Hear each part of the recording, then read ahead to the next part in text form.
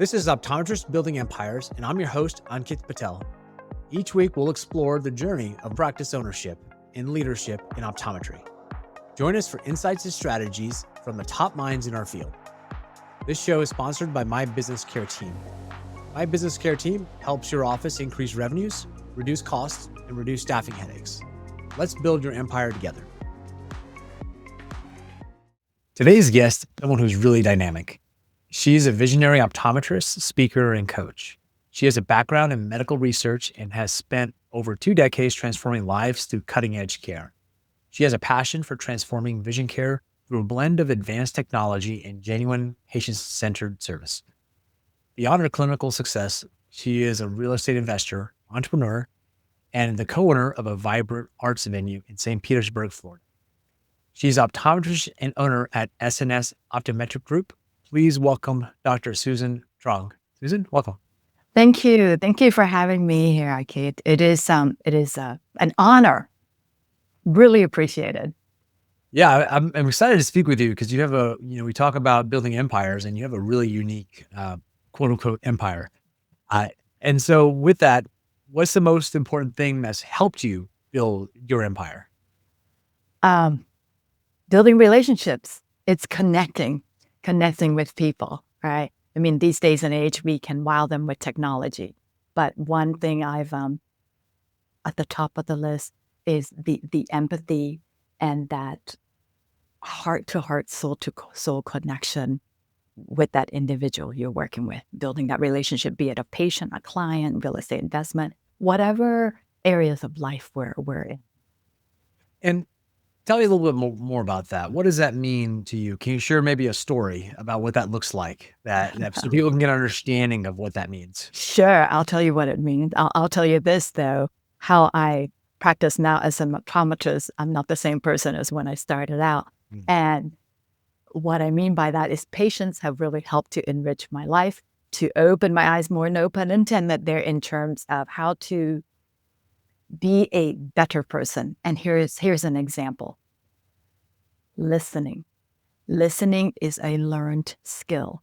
And when you say a story, I have type A, some will say even type AAA personality, right? Taking in a medical history and it's like, okay, so tell me this about this and this. And all right, okay, and what's that? All right, you're taking this medication, how long has it been in? And I had this one patient, and this patient just looked at me, a little older, and just looked at me and said, are you going to let me answer, or are you just going to keep asking questions?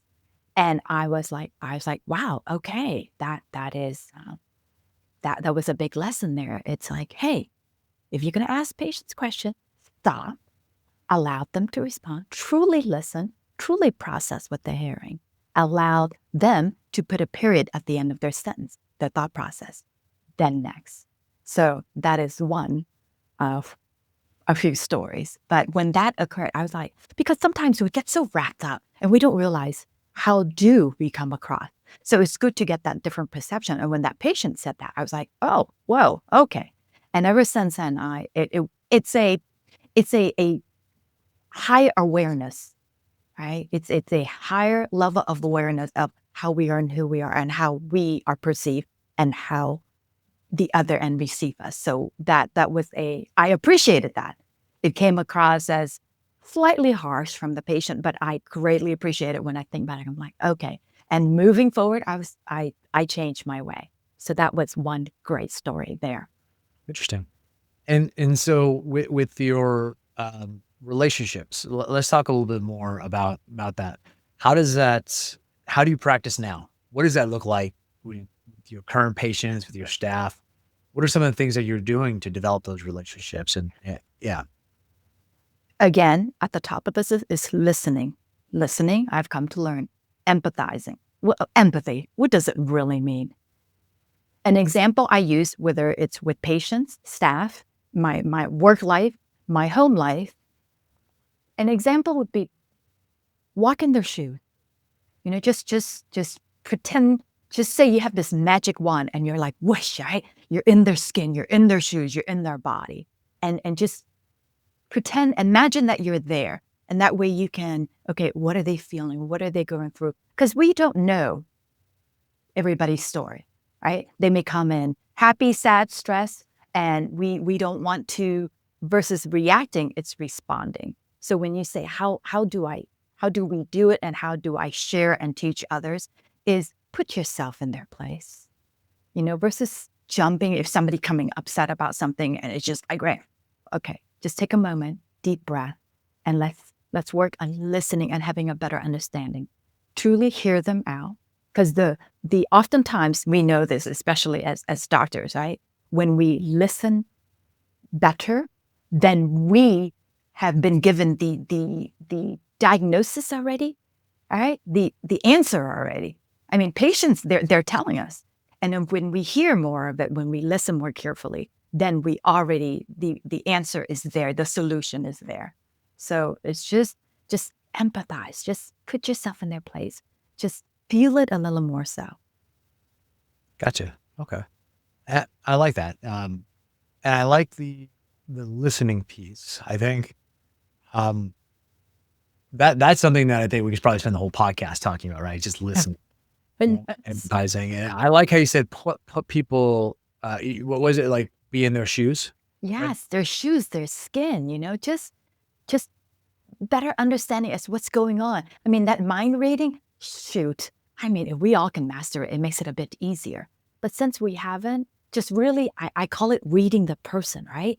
Read their energy, their tone, their body language. Because when we're better at reading, then we're better at empathizing and helping them find the solution that's best fits them. How did you develop that skill? Because it sounds like you didn't start there. Oh, heavens, no. Oh, Yeah. my gosh. Are you kidding me? When you say how I developed it, it's, again, patients, just like that one patient. I've had other patients, too, that have done similarly. Another story. Maybe it's a stereotyping, but when there are patients that are elderly, when I say elderly, 60s, but, let's more 70s, 80s, pushing 90s, I have a habit of speaking, getting closer to them and speaking louder. And I had this one patient, she looked at me, she said, "I'm old, but I'm not deaf." I'm like, "Oh, I'm so sorry." So that was another wake up moment. I was like, wow, okay, so now I don't jump into that louder tone, but I make note, I watch, are they wearing hearing aid, one side, both sides? But some will tell me. I mean, again, when you ask, how did you get there? Just life experience, right? Patience experience, patient talent. And some will say, if they keep repeating, what, then you're like, okay, they're not hearing me well. And I'll ask them. I mean, staff would be like, well, how did you know that? You ask. Do you say we're one ear versus the other, one side versus the other? They'll tell you. And if they do, okay, I'm going to say, it's again, we want to know anything, right? We always say, go straight to the source. Ask. And when you ask, how have I developed through the years with patients? And I love self-development, right? Reading, learning from mentors, coaches, be it the likes of Tony Robbins, just going to different webinars, seminars. And again, just always, every day, just learning and trying to learn more about myself so I can be better for myself, but in turn for my loved ones in the home life and in the business life, right? Whether it's real estate, it's patience, it's the practice. So yes, life's experience and many patients have really taught me plenty. What's if you were to tell someone who said, "Hey, I want to listen more. I want to be able to connect with my patients." What would you say if you bottled up your experience on how to do it? What kind of guidance would you give to someone that wants to start developing that skill? First and foremost, I would ask them why. Hmm. What motivates you for that? What is that why? How big is that why? How important is it to you? And what priority is it? I mean, do you really, are you truly doing this from your heart? Or it's more like, oh yeah, I'll be better. I'll make more money. Yes, it's wonderful to make more money, right? But money doesn't equal success. Be successful in whatever you're doing and do with all your heart and soul and passion and that, big fire, that whole money comes along. So when you ask, right, my one thing is why? What motivates you for that? Tell me more. Then I'll guide you. Hmm. Interesting. Um, And let's just run through an example real quick. Of course. Let's say I want more sales in my office, right? I want patients to give me better reviews. Those are two different things. But let's just say I want to increase my business, right? I want to be able to listen, to connect with them, so that I can prescribe from the chair. That this is a very common thing, right? You hear, right? So I want to be able to increase my sales. Like, how do I do that? Like, I want to start there. Walk me through that. Okay. Gosh, I can go way back when. Number one, why do you want to be an optometrist? In our case here, we're talking about optometry, but it can be any profession, right? Any background. No. Okay. Why are you doing what you're doing? Do you love it? Do you wake up, your feet hit the floor, and you're like, yeah, I can't wait to see what my day brings me, okay? Because you're like, I want to increase my sales. I have no advertisement because you see, we know that the best advertisement is word of mouth. All right. When you are spending time, whether it's that one patient, that one client, they're the only one that matters. So you said, how am I going to do it? Do it when you do it with great intention. Patients can feel it. When it's real, genuine, authentic, we can feel it, right? Patients, clients, you and I as customers, where we go, we can feel it because it's customer experience. We hear that frequently today. Oh, customer experience has gone out the window and that. All right. It's the experience. In this case, call it patient experience. Because it's always the patient that's sitting there with you. And not only it's with us, the doctor in the exam room, right? In the chair, but even continuing that experience out there when we hand them over to the staff, to the team there. Okay. Is that here is what I always keep in mind, and this is what I would share. I learned this from one of my mentors, and it's called the increased level of impression. Meaning, by the time they're done with me in the exam room, or even done with the practice and heading out,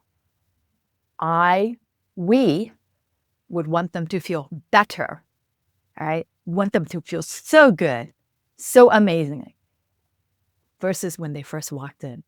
I want them to leave with more answers going, oh, wow, yeah, nobody's ever shared that with me. Oh, nobody ever explained it to a point where I can understand it. Versus leaving with more questions. Because if they're leaving, wait, I didn't get it, that was confusing. Okay, the team, we haven't done a really, not just a good job, but an excellent, amazing job. Okay, that I share. That's interesting. I like that a lot. What would it look like for the patient to feel like, wow, that was amazing? And I like if I'm hearing correctly, you tell me if I misunderstood this, why do you do this? Are you excited about your profession? Because I think, I'm not going to name names, but I've heard a lot of folks say like, I'm kind of burned out by profession. I'm tired of I've heard reflections. that. I have heard that plenty. Yeah. And so it sounds like passion is a big part of this.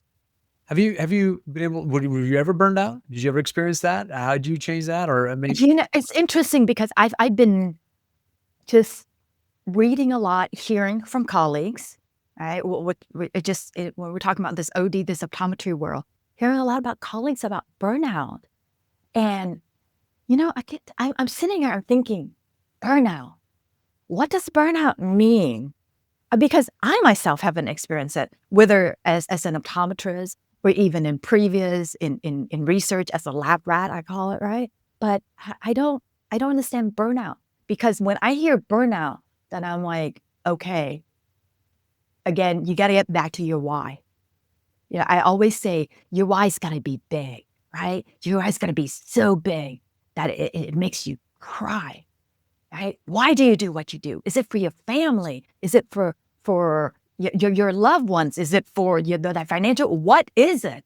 I mean, it's different for everyone. That's okay. You don't owe anybody any explanation, but it's got to be the conversation between, me, myself, and I, all right? Because if your why's not big enough, then you got to do some more self-searching, okay? Because when we love it, there is no burnout, whether it's after 5 years, 10 years, 20 years. I mean, I had a cousin of mine.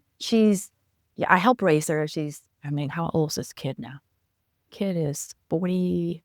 Well, I call her a kid now. She's in his late 40s, right? But she would say to me, she says, you've been seeing patients, you've been an optometrist doing this, right? For 20 something, what are we going now?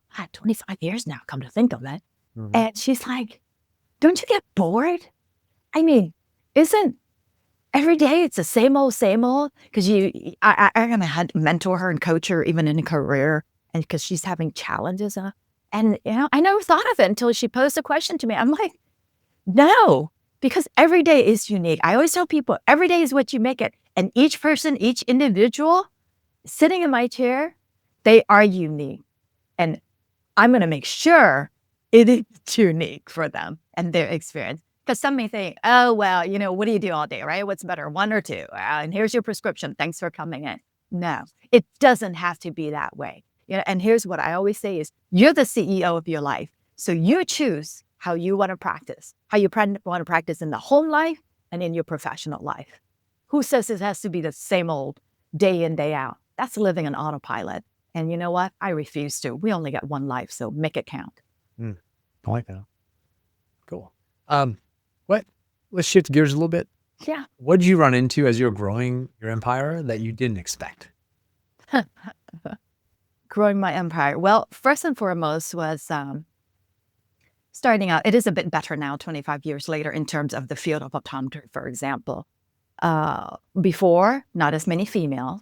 Now, where we're reading the stats, right? In optometry school, the classes 50-50. I mean, there's some class that's even a greater percentage of female. So first coming out, I'd be attending conferences and all. We're in a circle of colleagues, chit-chatting, talking about whatnot. And there was, hey, maybe it was my perception. I worked on that. I'm a bit better, the whole self-image. But it's like, hey, little young chickadee girl, what do you know? So it's always a constant, like I've got to prove to myself, prove myself to others, to my male colleagues, especially my older male colleagues, right? Because maybe way back when it was that good old boys club. Well, guess what? Not the case. So when you say, what do I run into? There was that. I mean, certainly it is better and easier now.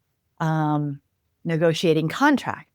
I've learned that. Thank goodness my husband, retired corporate America, dealt with many different contracts and all, and really guided me.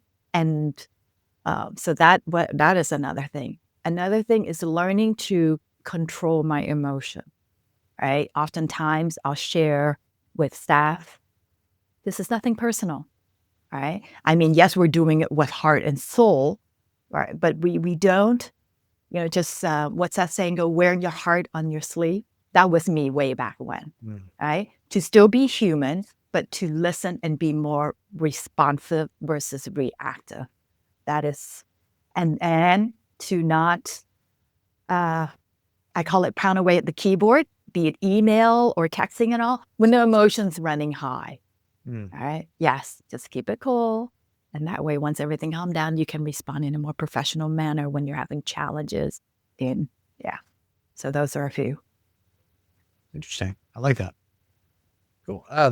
What made you want to do this? Right. So you have all these things. You're really dynamic. I think you even have a book, right? I do. So yeah. thank you. Yes, I look forward to sharing that. Definitely. Well, and we'll definitely give you a chance to talk about that because it's a really cool book. What made you want to do this? Like, what drives you to do this? Well, typical, I may say, maybe typical immigrant story in that I wasn't born here. My family's been in the States almost 50 years now. And so the Vietnam War broke out. We're from Vietnam. My parents, young couple in their 30s, 5 kids. I'm the eldest of 5. And they're like, gotta go, gotta run. And let's we gotta leave this here. It's a communist country. We want a better life, better opportunities. It's always about the sacrifice and struggle for the kid headed over. So in their mind, my parents, who are, my father finished middle school. My mother finished high school.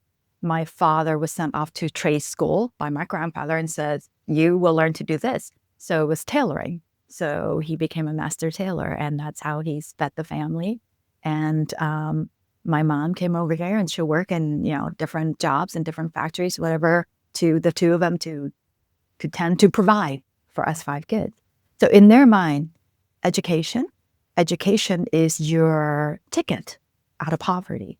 Education provides better opportunities. And so therefore, their thinking is, hey, you know what? You're going to do well. Go be a doctor, go be a lawyer, go be an engineer. That was their thing. So that has been just really ingrained, right? Being the eldest, it's like, I'm the trailblazer. I got to set the example for the 4 younger brothers, first to go graduate high school, go to college, etc. So part of it was that, right? But then as I gotten older, I told myself, hey, you got to make sure you're not doing this just for your parents, that this is something that you want, because it's an investment of your time, right? It's time, it's money. I mean, certainly my parents didn't have the finances. It's student loans, I'm sure, like many of us out there. But that was something I kept in my head. Is this, are you doing this totally 100% for your parents? Or you have a love for this too? Because if not, you are going to be crazy miserable.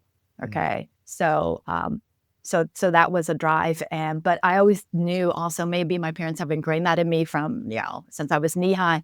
But it's like, okay, I know I'm not going to stop until I get a doctorate in something, get to that doctorate level. So there was that drive from my parents. That's pretty, yeah. I think a lot of have a similar immigrant story, I guess. Not quite as robust in terms of like we weren't escaping like communism or anything, but yeah, we did, right? Yeah. So I can definitely empathize with a doctor, lawyer, engineer, right? Exactly. Engineer was my choice. So now, so, yeah. You know what? It's been good, right? We look at where life's at now for the two of us, and wow, what an amazing blessing. Yeah, absolutely. And I guess, let's talk about the practice and a little bit about how you're dealing with challenges that I think everyone's dealing with right now. Staffing challenges and reimbursement challenges. So let's start with staffing. Are you dealing with any staffing challenges? And if so, how are you kind of managing that? Yes and no. I don't know. I'm sure with other guests you probably speak with guests with different modalities of practice. My last 21 years, when I first came out, I work in a LASIK center. I was an associate in a private practice that was big in pediatrics and vision therapy. But the last 21 years, I have built my practice out of Walmart vision centers. Mm-hmm. And I have leased and I have grown it where the Walmart folks, the district manager will say they've seen how I run the practice, my philosophy practice, and as a businesswoman. And back in the early 2000s, they were building super centers with vision centers like there's no tomorrow. I mean, that's slowed down now. Their model has changed. They're concentrating on the smaller stores. So I joined them. Then the year after that, they built and they're like, hey, you're interested? And after that. So in a period of about 6 years, I acquired up to 5 stores. Now, was I running all over the place, seeing patients? Heck no. We always say work smarter, not harder, right? Yeah. So I would hire ODs. And because there are some doctors who are like, you know what, maybe they're just new out and they said, I just want to go see patients. I want to see patients. I want to go home. I don't want to deal with anything else. I'm like, great, fantastic. Here's what I'm looking for, da-da-da-da. And so I would place them. I would in a store. I'm like, this is your one location. This is your baby. Okay, this is your baby, your practice, and we're going to work together and growing it. So, and in terms of staffing, each state different, but Florida being a 2-door, where we're considered separate, right? Walmart doesn't influence how I practice, my hours, my fees, how I see patients, da-da-da. I have the option of bringing in my own staffing or having their staff help me. So in my years there, it's their staff helping me. But what I appreciate is they said, listen, even though technically you're separate, when I'm working with the manager of each location, they would include me, again, very thoughtful of them, and like, hey, here's what's going on. This person's not a good fit. Give us your thoughts and all that. We want all the feedback. And okay, we're going to let this person go. Hey, we're thinking we're interviewing this person. We'd like you to be involved and be there too.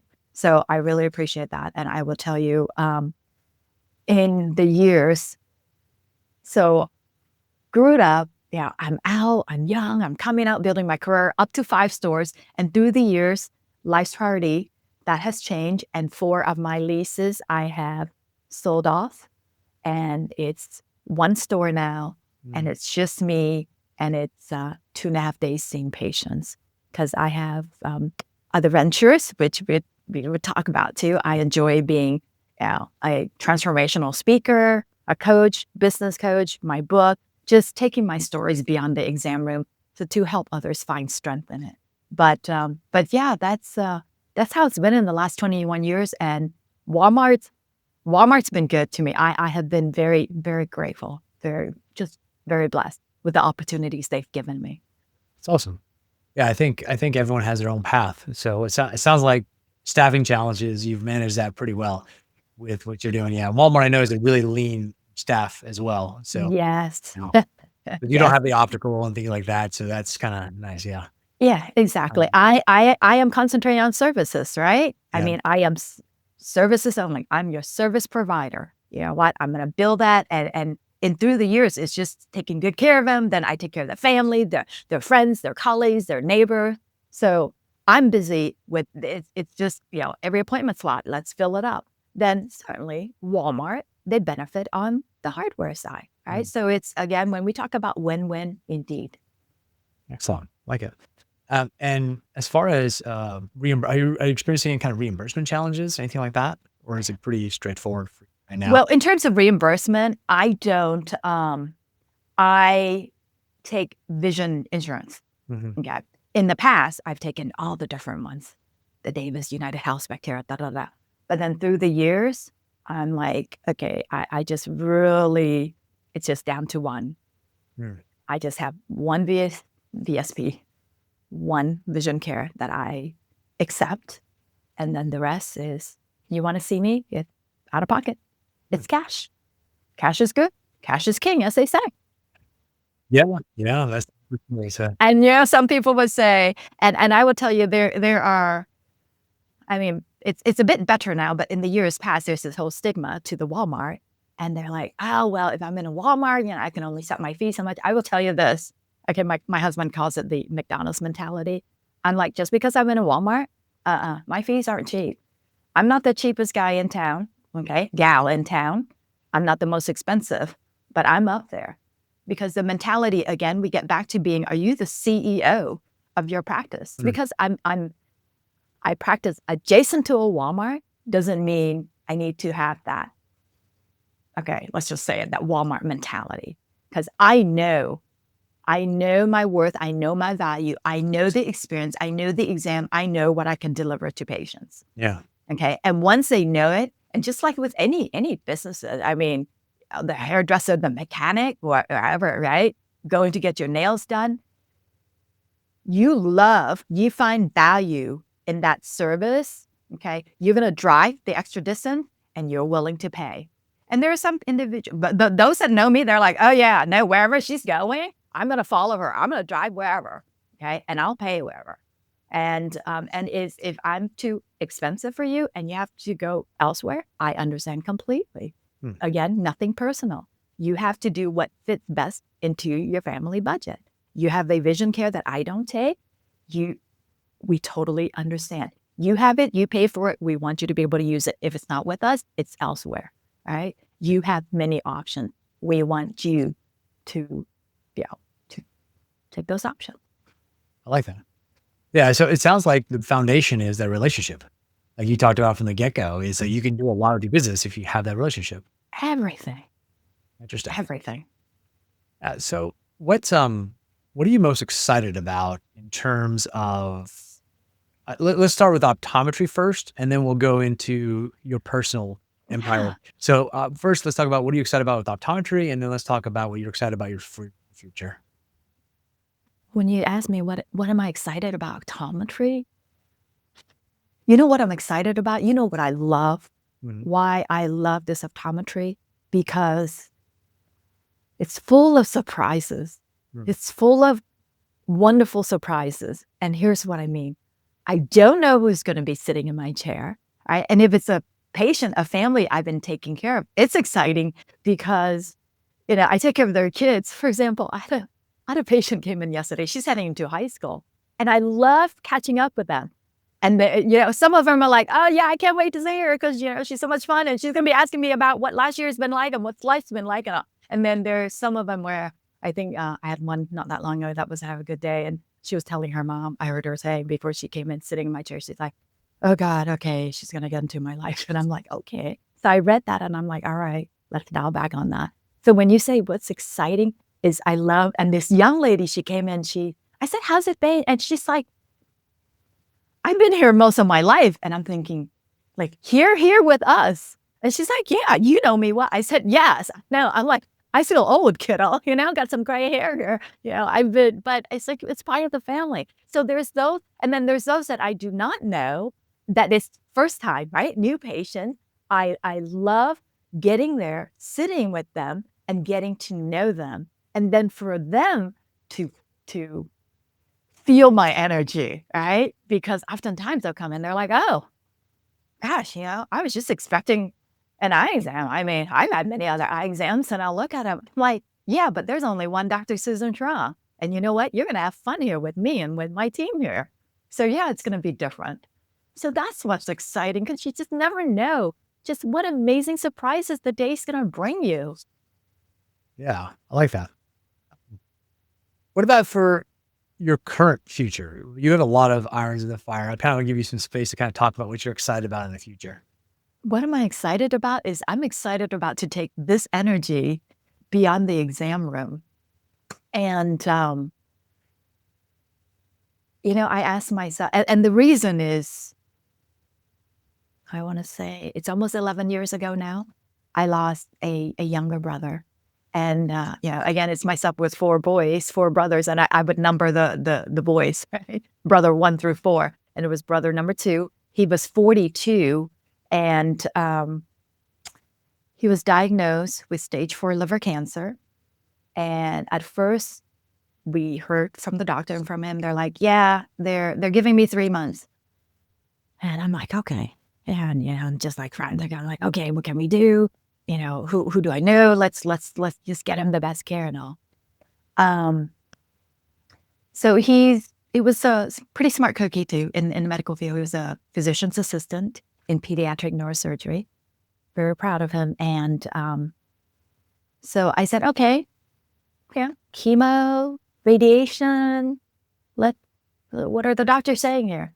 So he said to me, his name was Devin, and he said, no, the doctor says if I do chemo, it has metastasized.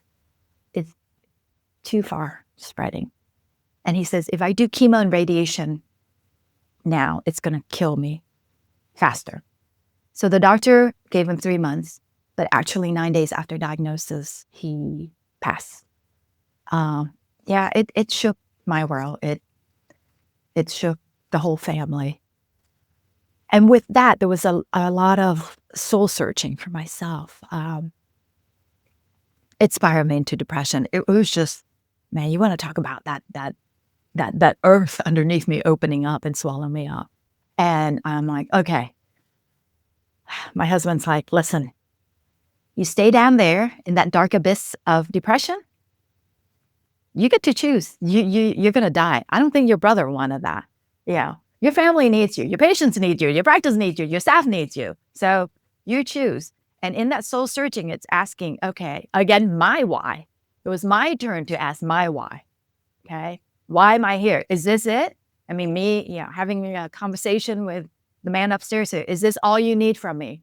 Because come on, let's get real. At the end of the day, us on this earth, we're servants, right? We are servants, and that's not a bad thing. I am here to serve patients. We are here to serve in our different ways.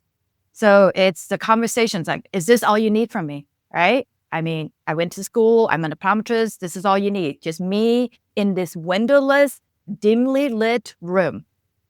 Or do you have more for me to do? You tell me. You tell me what you want from me. And with that, it's like, okay, I wanna take it beyond the exam room. I want to take it beyond the four walls and the dimly lit windowless room here. My story, right? My story of the family struggle, my story of prior to losing my brother, I went through a divorce. I thought that was going to kill me. And losing my brother, I look back, I'm like, shoot, that divorce was nothing compared to losing my brother. And just really asking, what's my purpose? What's my reason? And I'm making a difference with patients one-on-one like this, okay? But is there make a greater impact, right? Just impacting more people, more individuals. And with that, I'm like, hey, I want to learn how to be a speaker. I want to learn to be a coach. And with that, I've taken courses, had many different mentors, coaches, public speaking, coaching, and writing a book, which I'm so proud of, right? Called Beyond 2020 Vision. And this book here, I had my writing coach, I had my editor, my proofwriter. I had a lot of help because it was, it's like, go see patients all day, come home, feed the family, sit down, settle down, work on your book. So from beginning to end, there were moments where I'm like, oh my gosh, okay, I don't know if I can finish this. This is just too much. And my husband's like, listen, quitting is not an option. You're almost there. The book's almost done. So from beginning to end, it took 4 years and to get it published. And this is a work of my heart and soul. And it is, I pour it all out. It's my divorce, it's domestic violence, it's the struggle. Because you see, all those struggles, they don't have to keep you down.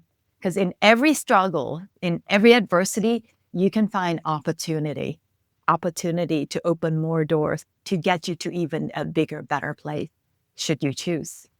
And my tagline, because here's the thing, as an optometrist, I'm all about your sight. So that's a function of your eyes, right? But as a transformational coach, it's vision, because vision is a function of your heart, right? You have a vision for your life, your home life, your work life. What is it?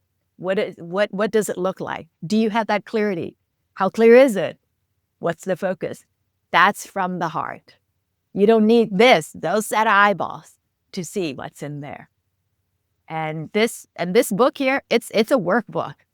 And I will tell you this, I keep this in my exam room.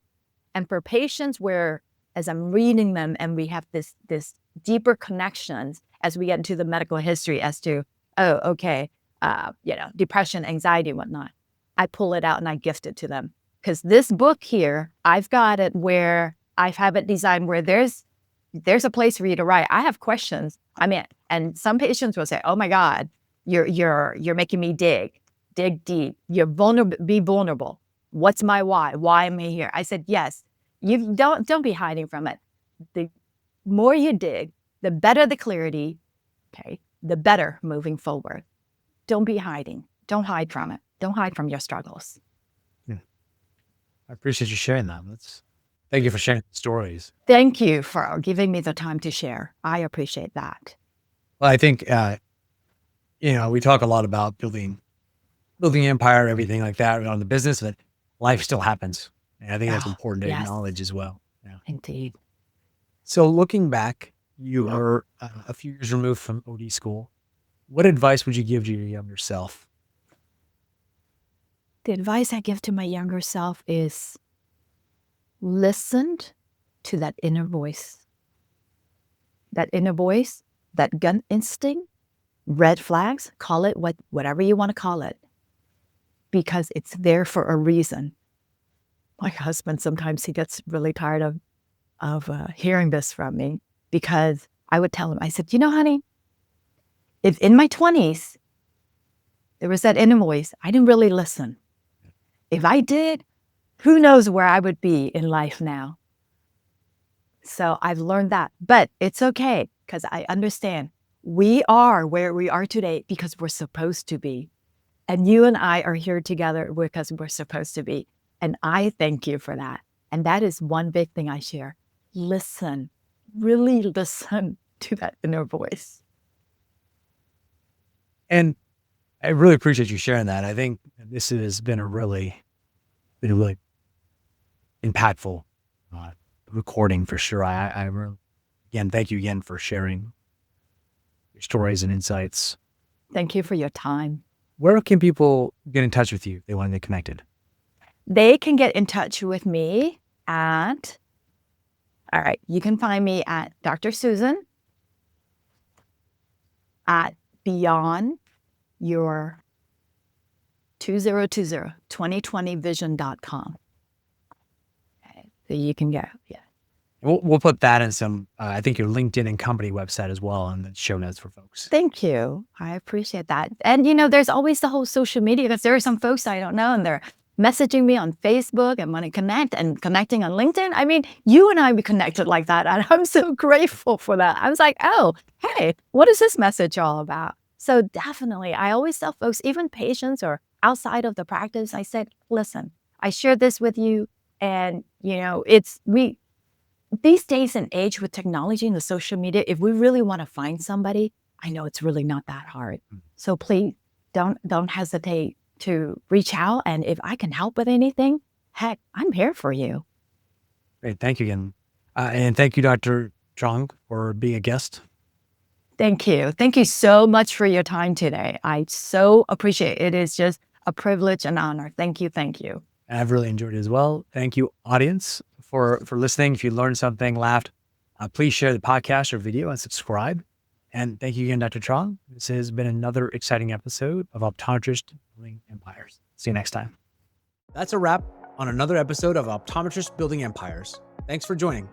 For show notes and more, visit buildingempires.live. This show is proudly sponsored by My Business Care Team. My Business Care Team was born out of staffing challenges my wife and I faced together, managing multiple optometry locations. We refined our approach at Classic Vision Care and now offer our expertise to others.